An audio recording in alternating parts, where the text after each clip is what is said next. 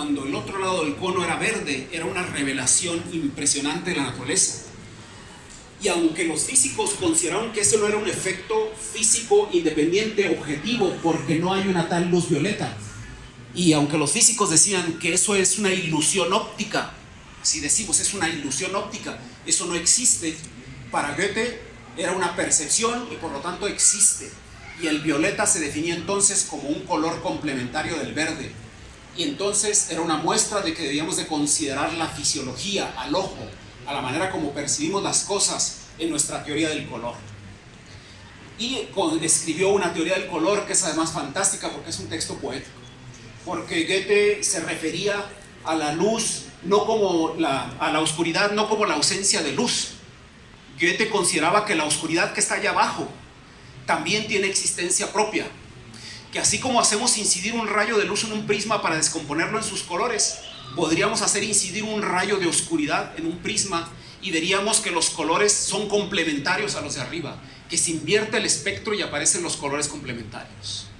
Hizo toda una teoría de cómo los diferentes colores son diferentes grados de oscuridad, cómo el amarillo está más cerca de la luz blanca y a medida que se intensifica en un naranja y en un rojo se acerca a la oscuridad, y cómo ocurría lo mismo con el violeta. Y construyó un poema maravilloso alrededor del color que sigue siendo discutido porque actualmente con los desarrollos computacionales necesitamos entender mejor el color para poderlo utilizar en diferentes medios audiovisuales y demás. Y ahora resulta que los estudiosos del color ven la importancia que tiene la percepción.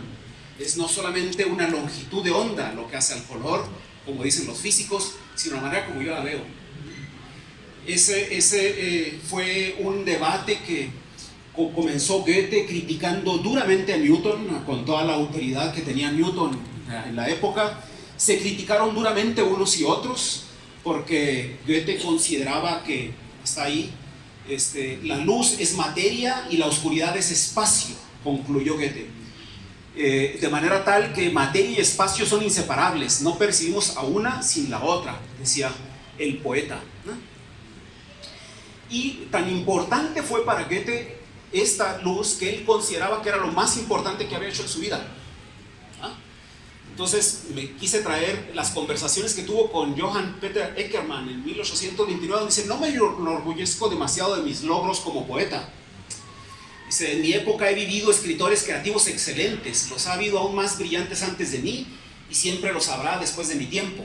Los poetas, la poesía no es lo mío, no es lo más importante, pero sí me enorgullezco de ser el único en mi siglo que conoce la verdad acerca de la teoría de los colores. Eso es mi gran obra, es mi gran legado. De eso es de lo que estoy orgulloso y lo que me da un sentimiento de superioridad sobre los otros, decía el poeta. Fue duramente criticado también por este señor, por Young, un inglés brillante, el último hombre que lo supo todo. Thomas Young es conocido también en otras áreas de la cultura. Dominaba, cuando tenía 4 años ya hablaba 12 idiomas y fue el que tradujo una buena parte de la piedra Rosetta, descifró el griego, el egipcio antiguo, los jeroglíficos antiguos, porque como saben la piedra Rosetta estaba escrita en unos jeroglíficos egipcios y luego en el demónico y luego en griego, y eso le permitió a Young empezar a establecer analogías y descifrarnos los jeroglíficos. Pero él fue uno de los primeros que establecieron un experimento para definir qué era la luz, si eran partículas o eran ondas. A principios del siglo XIX, él diseñó ese experimento que está a la derecha, 2 rendijas, un experimento tan simple como 2 rendijas.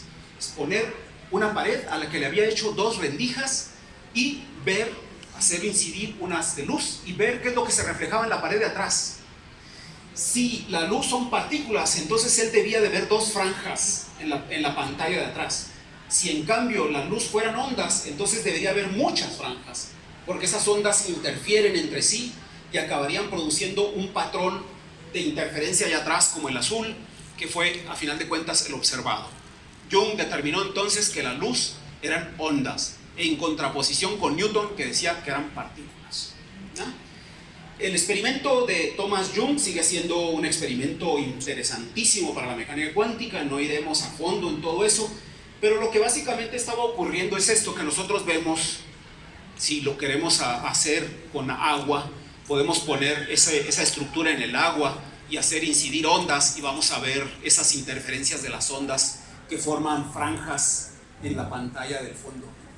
Y esto es una muestra de que entonces la luz eran ondas y no partículas como muchos proponían.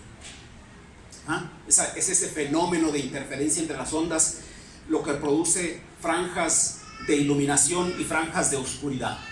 Y esto es lo que vemos. Si hacemos un láser incidir entre dos rendijas, vamos a ver esas franjas.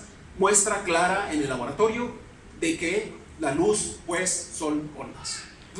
Entonces concluíamos con base en el experimento de Young de que la luz son efectivamente esos campos eléctricos y magnéticos que suben y bajan con una determinada frecuencia, y que la velocidad con que suben y bajan esa frecuencia es la que nos da el color, ¿no?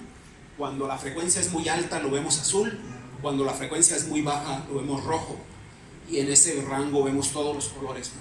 Y si le damos una mayor frecuencia vamos a ver el violeta, y si aumentamos la frecuencia lo vamos a ver ultravioleta, y si seguimos aumentando con la frecuencia llegará un momento en que no ya lo vemos, pero ahí está la luz invisible.